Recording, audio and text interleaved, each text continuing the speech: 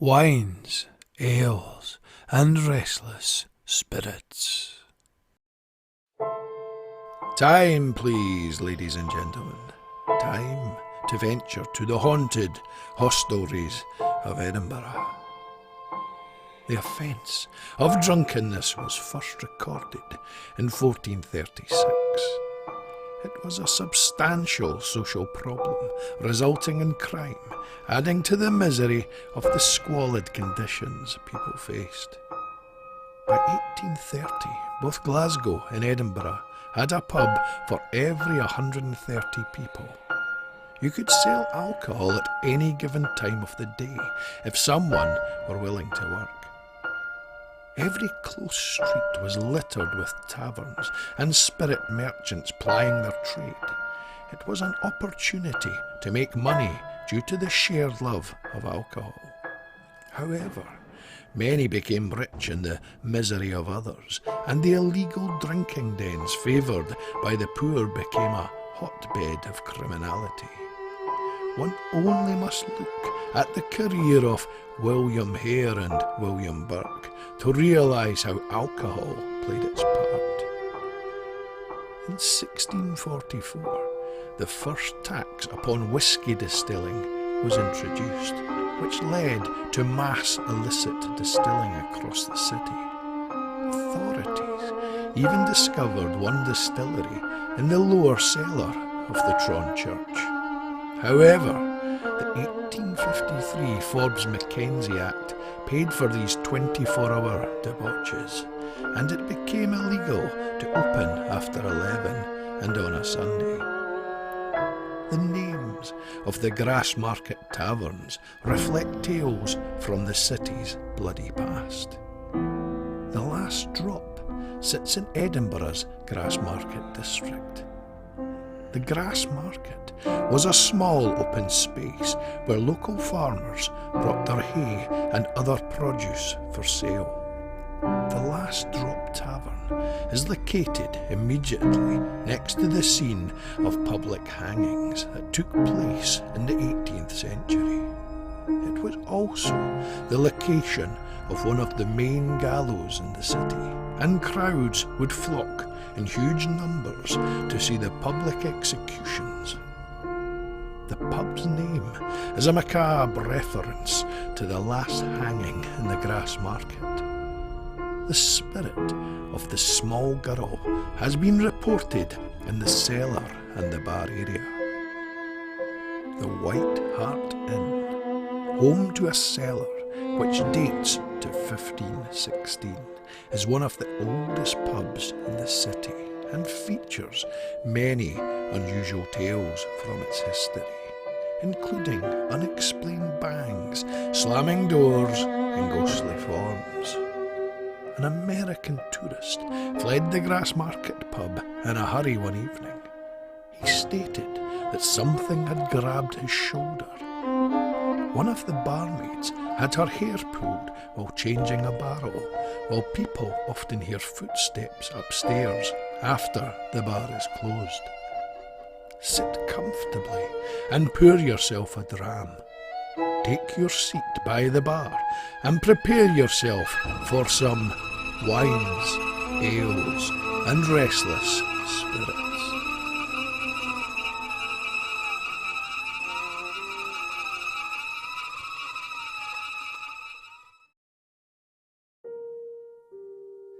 Welcome to an ancient Edinburgh landmark, the famous Hunters Tryst Inn. Legend has it that the Hunters Tryst was a rendezvous or tryst for early Scottish kings after hunting on the lower slopes of the Pentland Hills.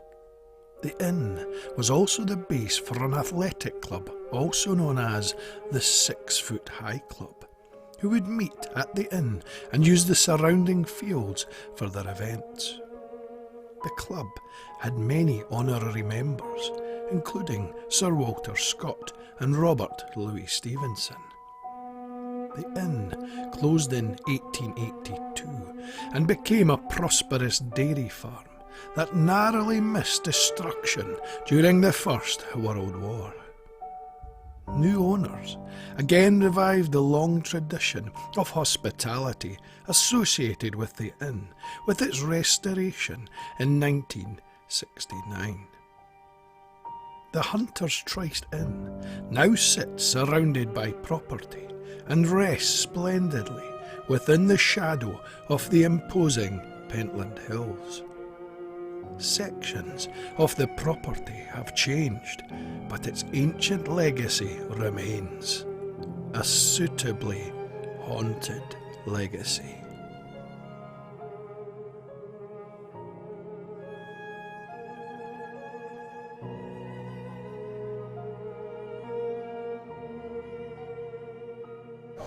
My name's Rab. I took over this pub just before lockdown happened. That was about 3 years ago for now, but the pub's only been open about a year. I know it's one of the oldest pubs in Scotland, obviously in Edinburgh. It's went through a lot of changes. It used to be used by hunters, hence the name Hunters Tryst. They used to come up here on their horses after a day out. There was a couple of mad rules that they have to live by. No one under 6 foot was allowed to come into the pub. No women were allowed in the pub, stuff like that. But it's a very historic place, and it's changed many a time. So, what do you know, any sort of scary stories of the pub? The only one that I know of personally is we have a motion system for our security. And it was about 3 in the morning, I got a phone call from our company. It automatically phones me if the alarm goes off.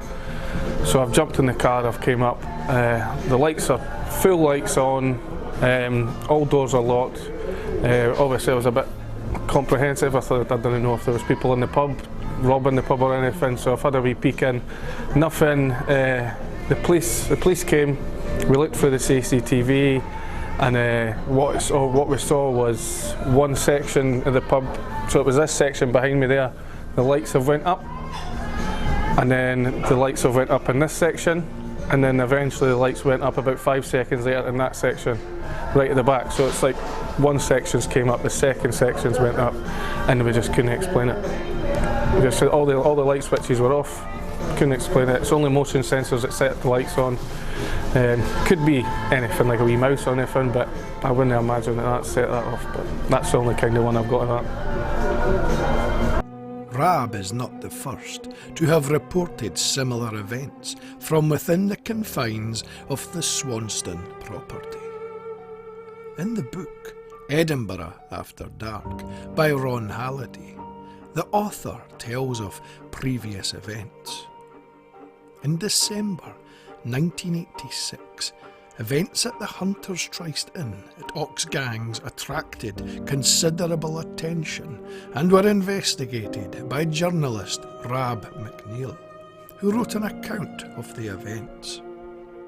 The assistant manageress, Rena, reported that she had seen the phantom said to be haunting the place. She recalled, "It was like a mist, but you could see the figure. The woman seemed young, but I couldn't see her face as she had her back to me.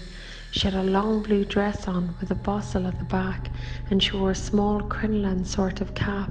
She just floated in the restaurant. I was in the kitchen at the time, and I saw her move towards the coffee lounge. There was nothing said. I wasn't frightened, and there was nothing evil about it." Events reported in the 1980s highlight a similar version of events. A previous staff member named Marilyn remembers.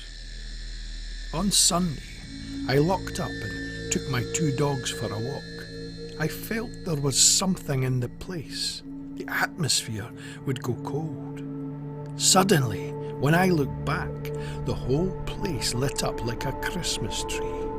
I checked the burglar alarm and it was still working, but it hadn't gone off."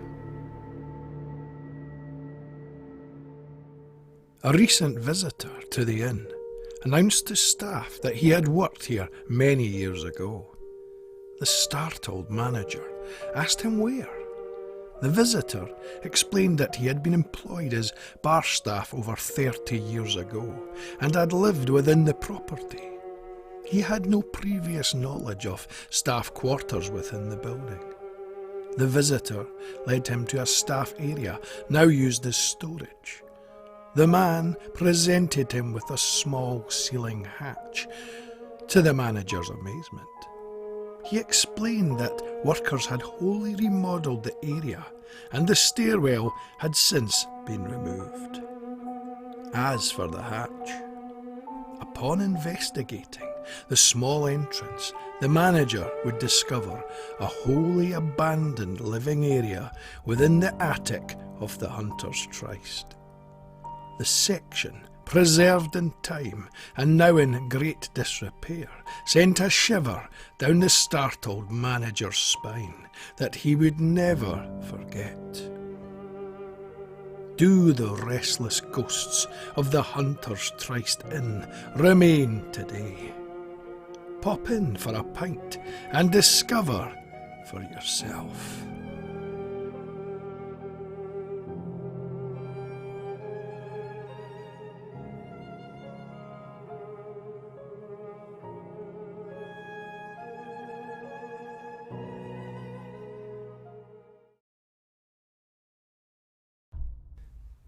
Constructed in 1591, the Tolbooth Tavern in Edinburgh was formerly part of the original Canongate Tollbooth. This medieval building was used to divide the Royal Borough of Edinburgh and Canongate. Over the years, the structure has had many different uses. It once acted as the main public entrance to the borough, where authorities collected tolls from travellers entering it. It was also used as a council chamber, police court and prison. Just as Canongate Tollbooth's purpose has changed throughout history, so has its architecture. The owners constructed gun loops and turrets to help provide the city support in Scotland's battles. In 1884, previous owners added a tollbooth clock later. Tales of witchcraft exist throughout the vicinity of the tollbooth. The terrifying story of a suspected warlock being exorcised on the premises by Sir Lewis Bellenden, Justice Clerk for the borough. The supposed warlock was so scared that he died of fright shortly after the exorcism. The carved initials of Lewis Bellenden can still be sighted within the archway of the Tollbooth Wynd. Many tales have been told about an unnamed spirit, often seen as a shadowy figure, who makes his way around the pub, pushing glasses and bottles off tables and knocking pictures off walls. The back of the Royal Mile Tavern was initially used as housing and is where most of the eerie atmosphere lingers today. As well as the disturbances, the spirits of children who play throughout the pub are heard. Their voices and footsteps are often heard echoing through the air. Some people have also witnessed a ghostly spectre climbing the stairs up to the clock tower. Could this presence be one of the many prisoners held within the Tollbooth's walls? Graham Milne is the author of the Haunted North books. He joins you today to recall terrifying tales of the Tolbooth Tavern. Hi, my name's Graham Milne. I'm an author, local author in Edinburgh, author of Aberdeen's Haunted Heritage and the forthcoming Confessions of an Edinburgh Ghost Tour Guide. You can tell by the titles I've been interested in the supernatural for many years. Today we're sitting in the Tollbooth Tavern on the Royal Mile of Edinburgh. The tavern itself dates from 1591. It's a very old building, a lot of history. Of course, toll booths were used for collecting taxes, but also prisons, and this one's no exception. At various points in its history, there were many prisoners kept here.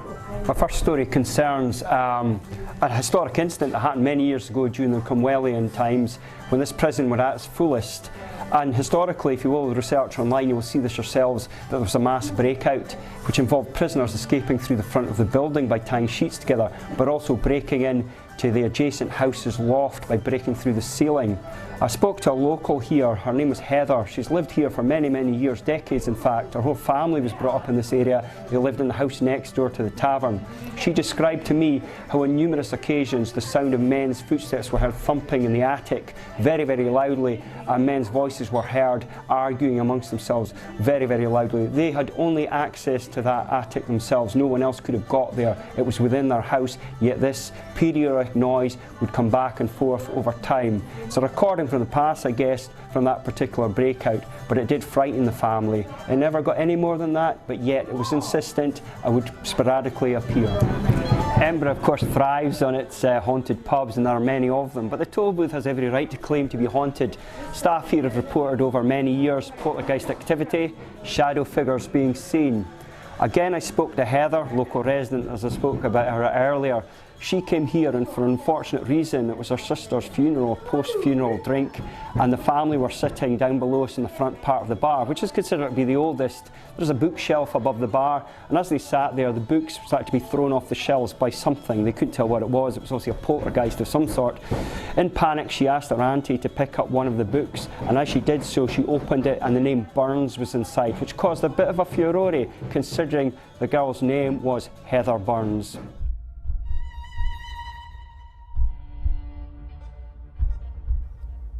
If you want to embrace dark history and immerse yourself in a spooky atmosphere, the Tolbooth Tavern is the place to visit. Head over for a cold pint and a warm welcome. You might even meet one of the old residents into the bargain.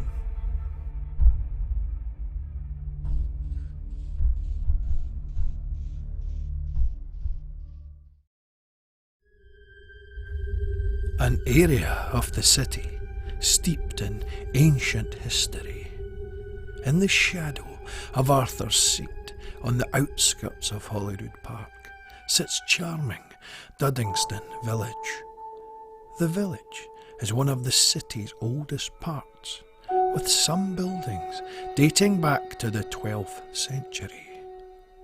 Join Kerry today for a journey through its fascinating and haunted past.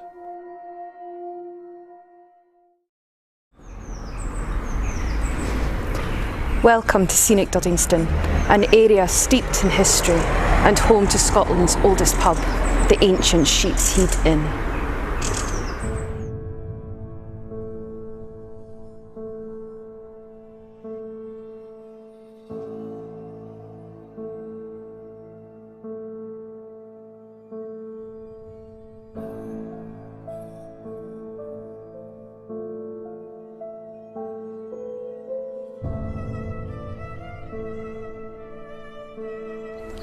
Duddingston is precisely halfway between the two royal residences, Craigmillar and Holyrood.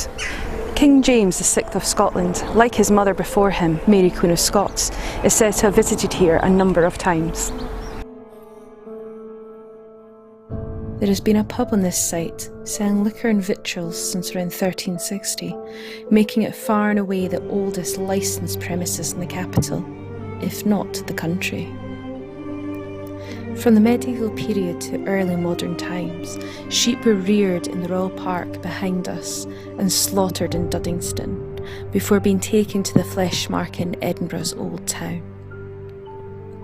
There being no great demand for the heads, the good folk of Duddingston became renowned for their culinary genius, with this less than savoury item.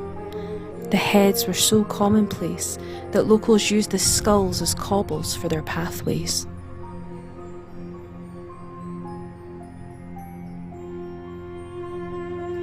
At this location in 1728, the very fortunate Maggie Dixon awoke in her coffin following her execution.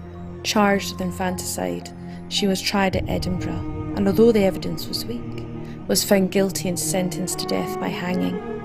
As was usual in those days, a large crowd gathered to witness the passing of Margaret Dixon and were not disappointed. Authorities hung her and her body was left suspended for the customary 30 minutes. Her body was cut down and taken away in a coffin on a cart to be buried several miles away. At one stage, the carrier driver had stopped for a break and thought he heard noises coming from the coffin. For some unknown reason, Margaret was not dead. She had revived and was now trying to get out of the casket. The incident was perhaps seen as divine intervention, and she was given a full pardon. She went on to live another 25 years. The pub itself is no stranger to legend and features 2 ghosts of its very own.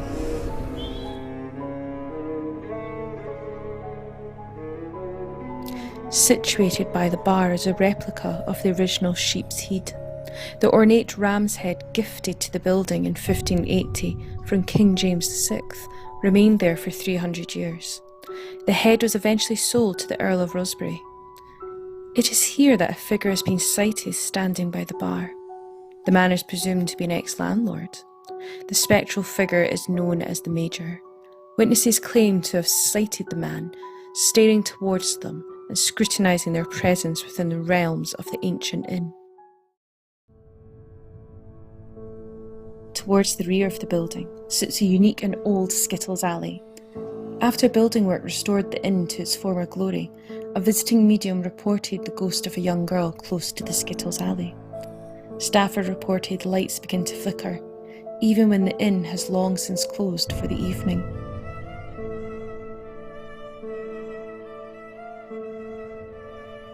Duddingston Village and the ancient Sheep's Head, the ideal location for historians and ghost hunters alike. Head over for a visit. You never know who may be standing at the bar to greet you.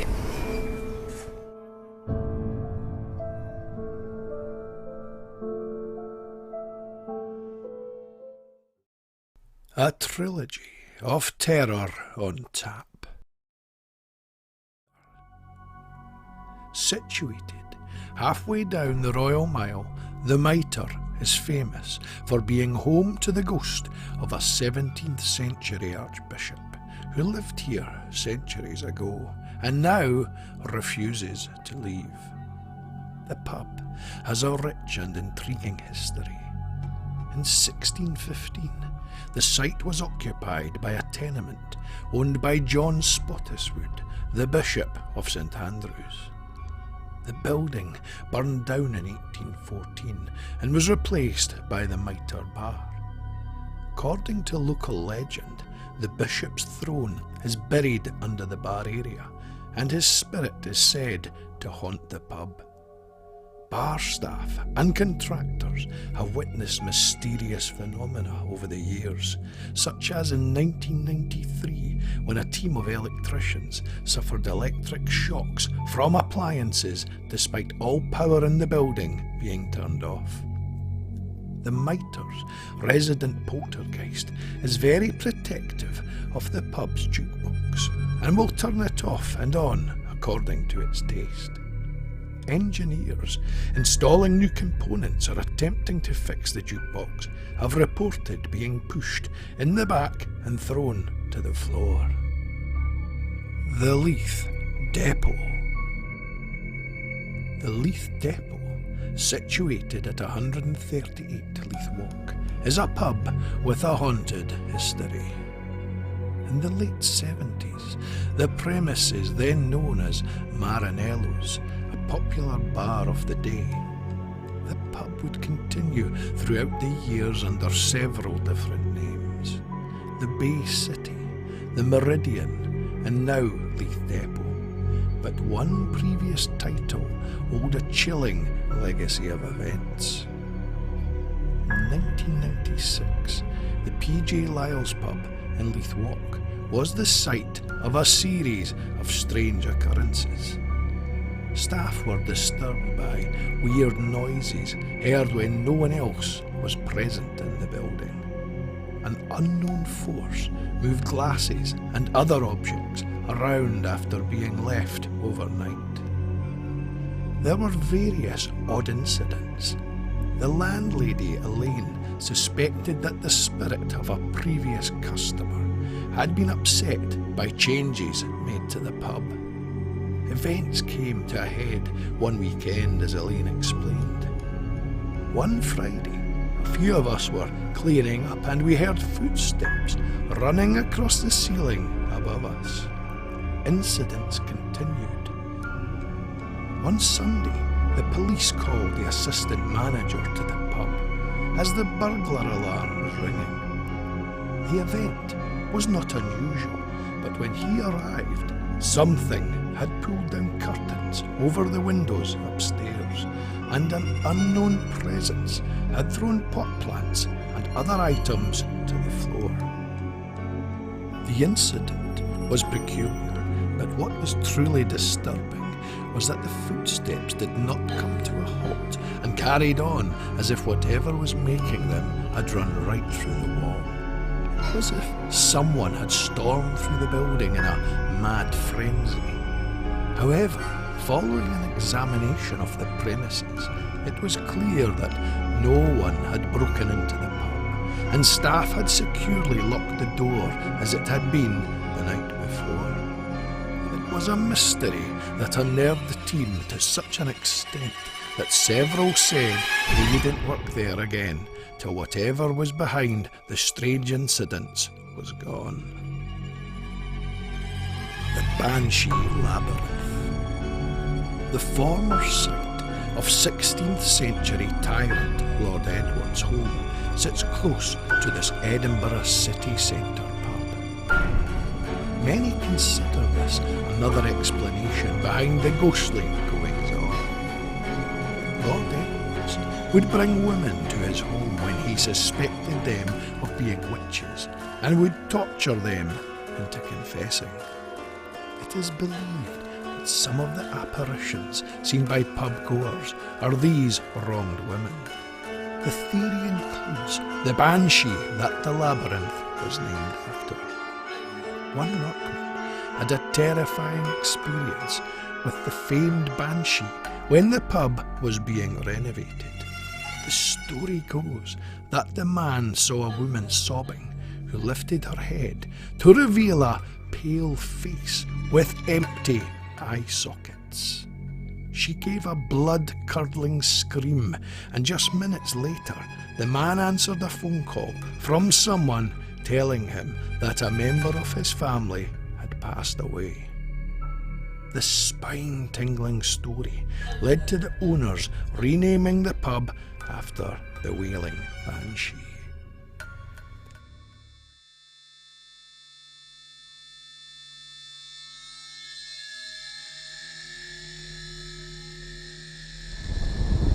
Standing outside the Banshee Labyrinth, which is Edinburgh's most haunted pub, there's hundreds of stories concerning this place and various spirits have been seen. One of the spirits that haunts here is a girl called Molly. A young girl's been seen by people, staff and customers. I went and did a wee investigation there about a month ago, and the bar person there working at the time, SJ, showed me a photograph she took one morning when she returned and opened the pub. She was the only person in there, there'd been nobody in overnight. There was a child's handprint pressed against the condensation of the inside of the window. This pub has a licence which does not allow children into it. Where the handprint came from, nobody knows, but it definitely was there.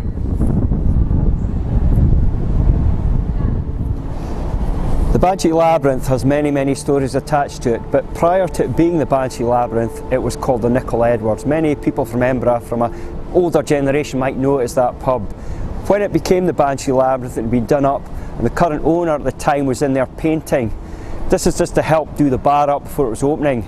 The owner was there, his wife and his daughter, who at the time was about 4 years old. She tugged her dad's sleeve while they were busy painting. This is during the day, by the way, and said to her father, "Who's the fire ghost?" Her dad looked puzzled. "What fire ghost?" "The man on fire," she said, "the man in the door that's staring at you." They downed their tools and left, and who could blame them?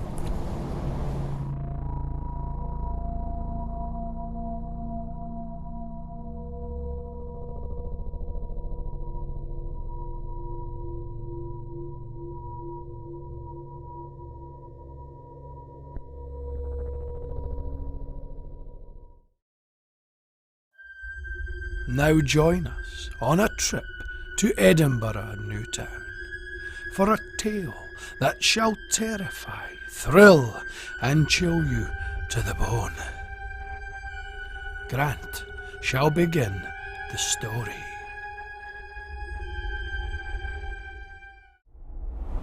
Situated on the cobbled streets of Edinburgh is a unique property. The Star Bar, previously the Star Inn, sits at 1 Northumberland Place. A bizarre and terrifying story sits within the walls of this Edinburgh pub. Step inside with me now, if you dare.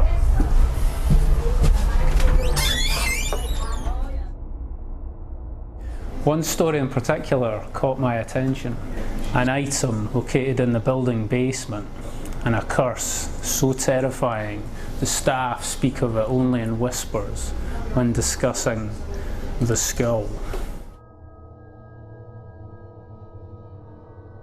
I'm Monse and I've worked here for almost a year now. So my granny and granddad took over this pub when in like the 90s. So when I was a wee kid, when we'd come and visit Edinburgh, like we'd come into the pub sometimes and I'd like ask to see the skull, and I'd get taken down into the cellar.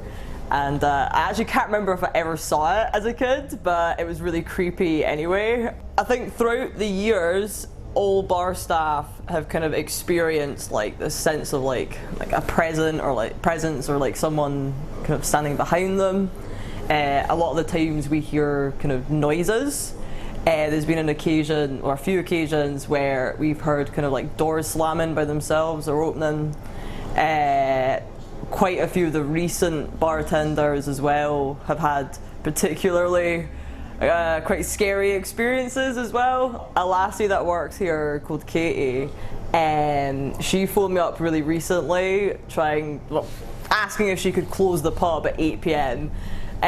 Because her and a regular heard like something drop at the back of the pub. They went and checked it out, there was nothing there.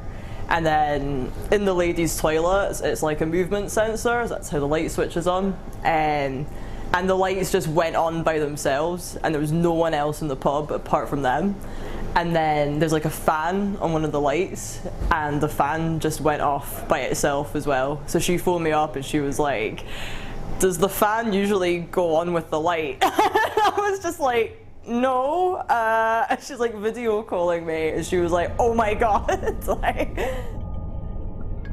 The bar, originating from around 1795, was built as a hostelry on the remains of a Jewish cemetery. It is thought that the skull, which is male, originates from here.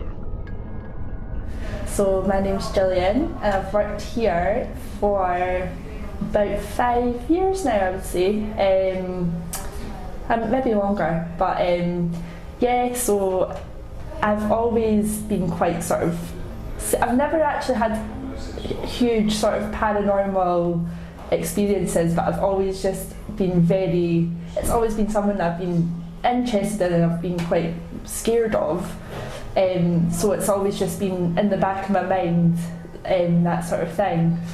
And there was one time when I was working a shift here, it used to always open on a Saturday morning, and I'd always sort of keep the doors open, so I felt quite sort of, I don't know, it just made me feel safer that there was like an open sort of energy rather than me being sort of locked in on my own. And so I left the back door open, there's a beer garden, so I'd left that open and I was standing at the bar, like doing the cash up, and all of a sudden I was sort of just doing my own thing, still a wee bit like nervous, and all I heard was, excuse me, and I looked up and there was this wee guy standing looking at me, and he looked quite sort of like pale, and he had sort of a milky eye. And so he just looked a bit, and I had in the back of my mind, I was like, well, I hope there's no ghosts sort of kicking about. So, you know, he appeared at the top of the stair and he said, you know, she's dead. And I was like, right, okay. So my first instinct was, you know, there's a dead person outside in the beer garden. So freaked out immediately, and I was like, right, listen, you know, just you go outside and I'll figure out what to do. You just go and sit outside whatever. So he went outside and I bolted out the front door and I phoned my manager Stevie, who, and I was like, listen, this guy's just came in, said that there's someone that's dead outside in the beer garden, and he's like, well, phone the police. So obviously, so I was like, right, okay. So hung up the phone, phoned the police, and within 2 minutes, sure enough, there's a police van, big massive, like, sirens bleeding, everything, comes up to the front door. They come through the back door, and I was just being quite nosy, so I came up and I was listening to what she was saying to him, and all I heard was, right, okay, so was it your cat? So it turned out it was actually a dead cat.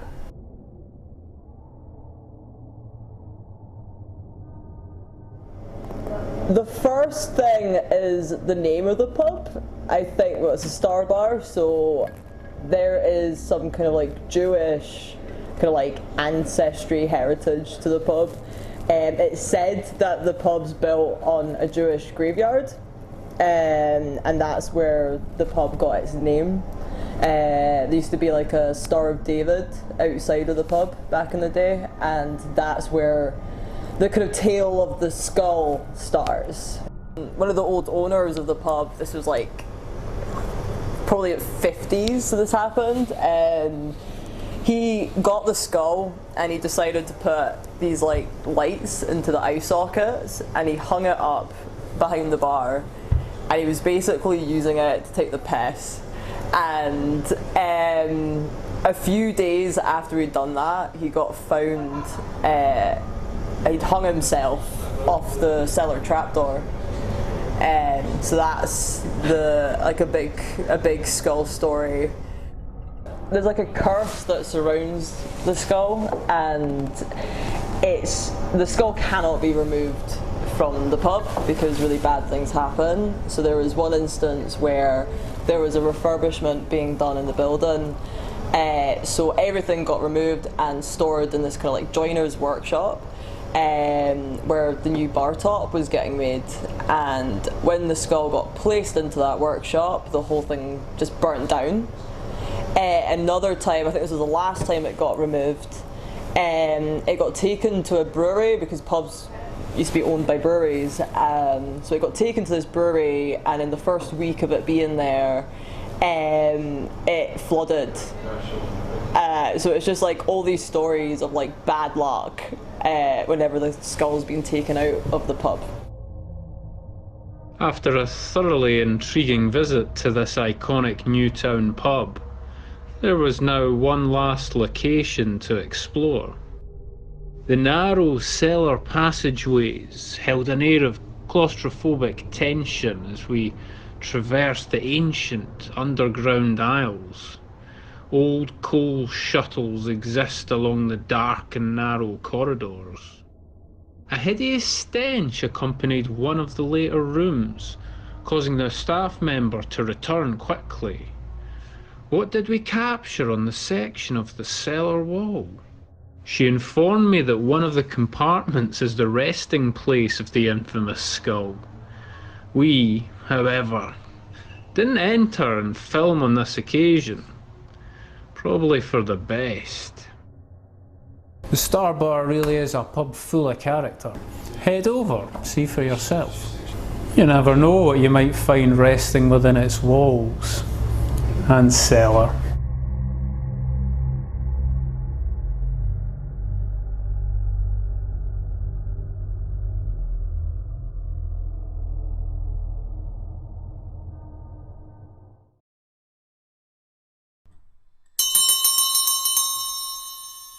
Last orders, ladies and gentlemen. It is time to leave the bar. Your homes are now a-calling from near and from afar. The hostelries now vacant, but the shadows still remain. The ales, wines, and restless spirits shall await you once again.